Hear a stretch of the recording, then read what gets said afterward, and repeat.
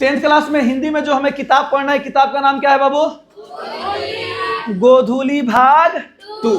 मैं आपको बता दूं सर कि इसमें 2 खंड पढ़ने हैं। कितने खंड? गद्य खंड, पद्य खंड। नहीं समझ में आ रहा है तो कहानी वाला, निबंध वाला यानी लामा चौड़ा वाला पाठ और कविता वाला पाठ। कौन सा पाठ? कविता वाला पाठ। सुनिएगा ध्यान से। तो गद्य खंड में मैं पहले डिस्कस कर देता हूं क्योंकि आपके एग्जाम में ऑब्जेक्टिव क्वेश्चन में 4-5 प्रश्न कंफर्म पूछता है। क्या पूछता है सर? सुनिए क्या क्या। हेलो, पाठ का नाम पूछ देगा, आप पूछेगा बताइए इसके लेखक कौन है। जैसे श्रम विभाजन और जाति प्रथा के लेखक कौन है? भीमराव अंबेडकर है। पूछ देगा कि श्रम विभाजन और जाति प्रथा कौन सी विद्या है? तो निबंध है। तो इसलिए सबसे पहले क्लास में चलिए हमें कौन कौन से पाठ पढ़ने हैं, उनके रचयिता कौन है, इसके बारे में अच्छी तरह से क्या कर लेते हैं सर, थोड़ा जान लेते हैं। ठीक है, चलिए आप लोग खुद बताइएगा। बताइए तो आपकी किताब का नाम क्या है बाबू?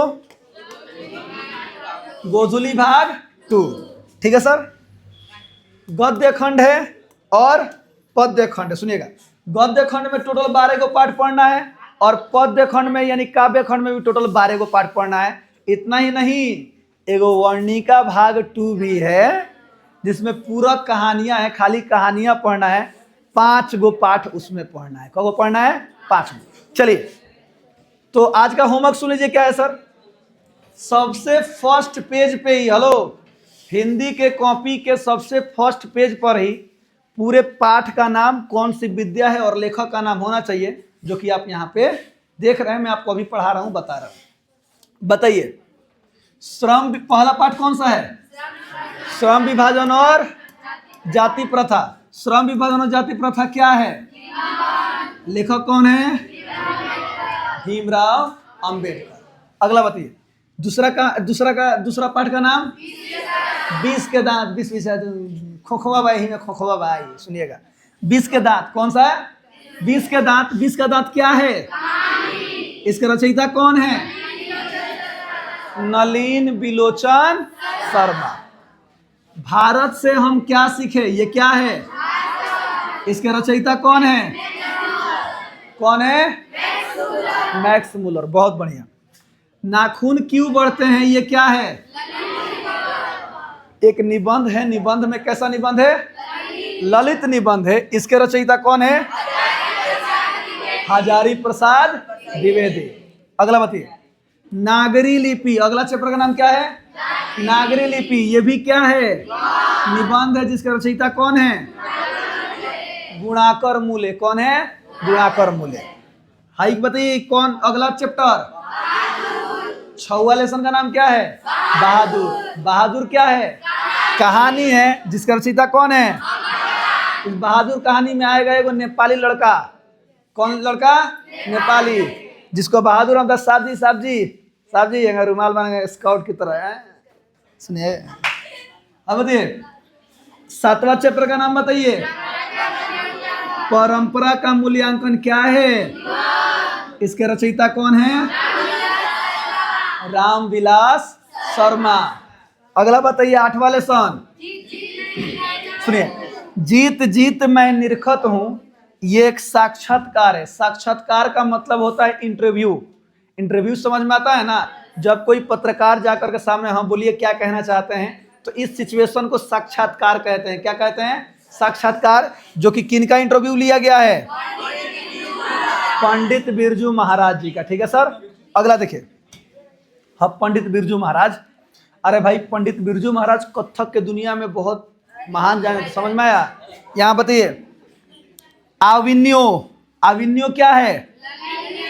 हाँ, ललित रचना के साथ साथ आविन्यो एक यात्रा वृतांत भी है। यात्रा वृतांत का मतलब होता है जब कोई व्यक्ति कहीं पे घूमने गया हो और वहां के चीजों के बारे में लिख रहा हो, अपनी यात्रा के बारे में लिख रहा हो, वह यात्रा वृतांत होता है। क्या होता है? क्या होता है? यात्रा वृतांत होता है। ठीक है, सुनिएगा ध्यान से। तो आविन्यो क्या है बाबू? ललित रचना है, जिसका रचयिता कौन है? अशोक वाजपेयी जी हैं। अगला देखिए 10वां पाठ बताइए। मछली। कौन? मछली। ये क्या है? कहानी है। इसके रचयिता कौन है?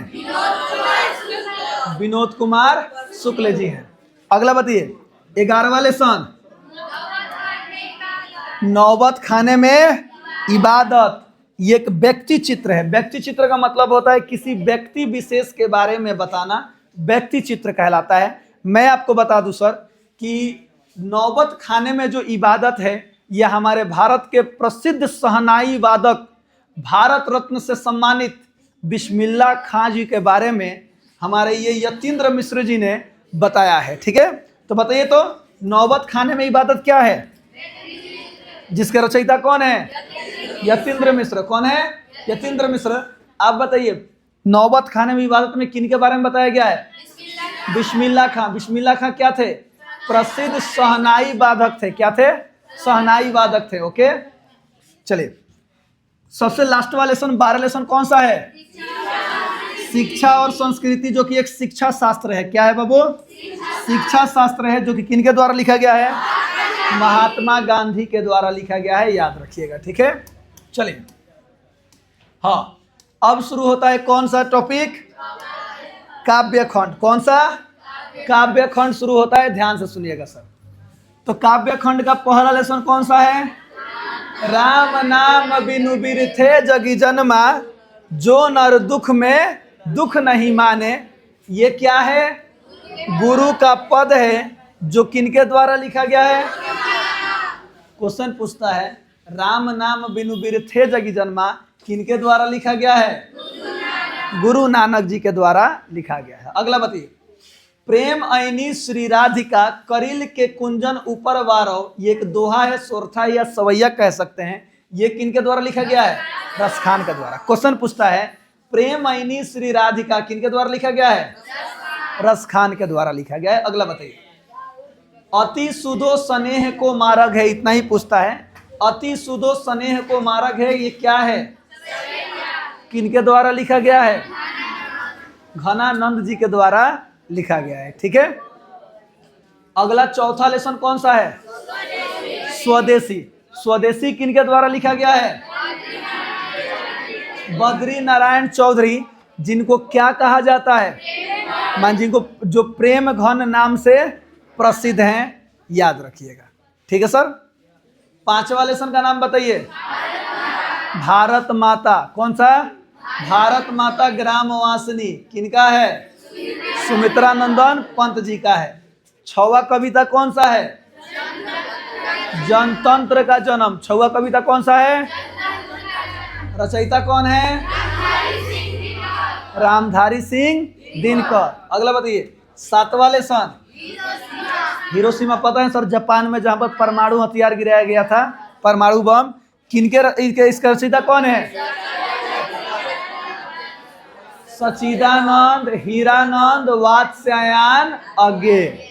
डायरेक्ट क्वेश्चन ऐसे भी पूछ देता है कि हिरोशिमा के रचयिता कौन है? ऑप्शन में पूरा नाम नहीं देगा, केवल अज्ञेय दे देता है। क्या देता है? अज्ञेय। ये भी पूछ देता है कि अज्ञेय का पूरा नाम क्या है, तो याद रहना चाहिए सच्चिदानंद हीरानंद वात्स्यायन अज्ञेय। याद रहेगा। चलिए आठवां लेसन कौन सा है? एक वृक्ष की हत्या। कविता कौन सा है? एक वृक्ष की हत्या, जिसके रचयिता कौन है? कुंवर नारायण। कौन है? कुंवर नारायण। बताइए नौवां लेसन का नाम बताइए। हमारी नींद। हमारी नींद के रचयिता कौन है? वीरेन डंगवाल। हमारी नींद का रचयिता कौन है? वीरेन डंगवाल। 10वां लेसन का नाम बताइए। अक्षर ज्ञान। कौन सा लेसन है बाबू? अक्षर ज्ञान। अक्षर ज्ञान के लेखक कौन है? अनामिका। एक्चुअली लेखिका अनामिका एक महिला है, महिला लेखिका है, कवित्री है। ठीक है, याद रखिएगा। 11वां लेसन का नाम बताइए। मेरे बिना तुम प्रभु। एक्चुअली ये 12वां लेसन है, इधर उधर हो गया है, खैर कोई बात नहीं, सुनिएगा ध्यान से। ये 12वां लेसन है और ये 11वां लेसन है। ठीक है, हमको लगा नंबरिंग के बढ़ाया है, कोई बात नहीं, सुनिएगा। ये 12वां, ये लास्ट लेसन है। मेरे बिना तुम प्रभु, रेनर मारिया रिल्के इन्होंने लिखा है। और लौट कर आऊंगा फिर, ये 11वां लेसन है, जीवनानंद दास जी ने लिखा है। ठीक है, तो ये था जो कि गोधुली भाग 2 के सभी पाठ थे और उनके रचनाकार के नाम थे। ठीक है सर, चलिए अब देखिए, अब कौन सा है बाबू? वर्णिका भाग 2 में हमें टोटल कितने लेसन पढ़ने हैं?